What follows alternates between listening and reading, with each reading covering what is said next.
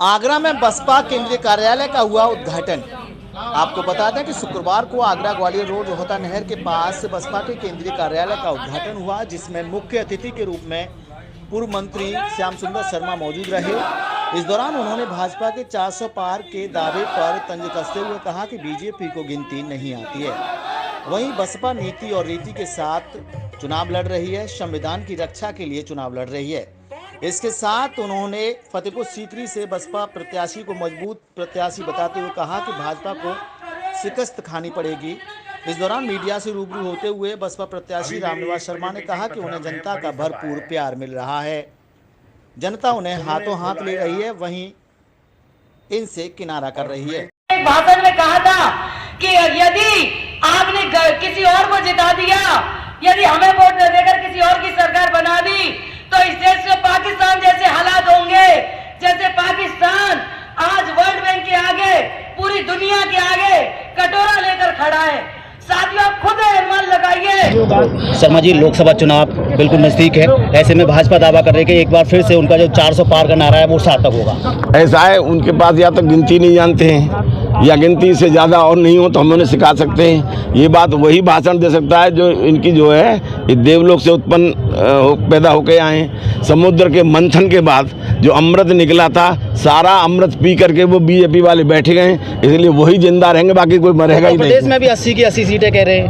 अब हम इसको उत्तर उस भाषा में नहीं दे सकते जैसे वो दे सकते हैं। हम इतना दे सकते हैं कि निश्चित रूप से बीजेपी को मात खानी पड़ेगी। भाजपा के विजय रथ को रोकने के लिए बसपा कितना बड़ा काम करेगी? बसपा अपनी रीति और नीति के आधार पर लड़ रही है, बाबा साहब की रीतियों पर चल रही है, संविधान को बचाने के लिए लड़ रही है और आगे इसलिए बढ़ रही है कि वो निश्चित रूप से सांप्रदायिक ताकतों से वही पार्टी लड़ेगी, कोई और नहीं लड़ेगा। रामनिवास शर्मा जी कितने मजबूत है फतेहपुर की लोकसभा सीट से? ऐसा है रामनिवास, ये क्षेत्र तो ऐसे भी गढ़ रहा है, यहाँ से पहले भी हाथी का झंडा फहरा है और आज भी परिस्थिति 100% अनुकूल है। निश्चित रूप से यहाँ हाथी आगे बढ़ेगा। उद्घाटन के मौके पर क्या कहना है आपका? आज किस तरीके से लोगों ने आप अपनी बात रखी?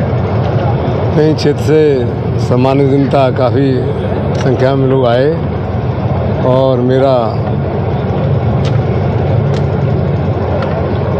सम्मान बढ़ाया, मेरा साथ देने का वायदा किया। मुझे बहुत अच्छा लगा। बहुत गर्मी है, बहुत भयंकर सालों का टाइम चल रहा है, खेती का टाइम चल रहा है। ऐसे वक्त में भी टाइम निकाल के आए तो मैं सभी क्षेत्र के सभी बुजुर्गों और सम्मानित साथियों को धन्यवाद देता हूं कि उन्होंने मेरा ऐसे वक्त पर ऐसे समय में साथ दिया। सभी बधाई के पात्र हैं। क्या कहना चाहते हैं आज पब्लिक से? क्या आपने अपील की?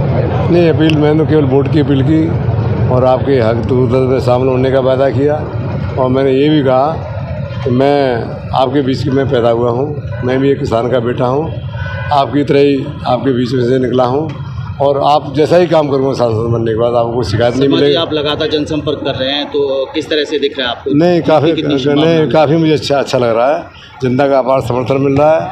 इतना ज़रूर है कि मुझे जब मैं वोट मांगने जाता हूँ तो मुझे जनता सर पर बिठाती है और पूरे गाँव में स्वागत होता है और उनको गाँव में घुसने नहीं दिया जा रहा। ये मुझे विश्वास है कि जनता मेरे साथ देगी और मुझे पूरा सहयोग करेगी। बात अगर मुकाबले की हो तो इस तरह से नहीं, अब तो मुझे नहीं लग रहा कि मुकाबला मेरा किसी से है।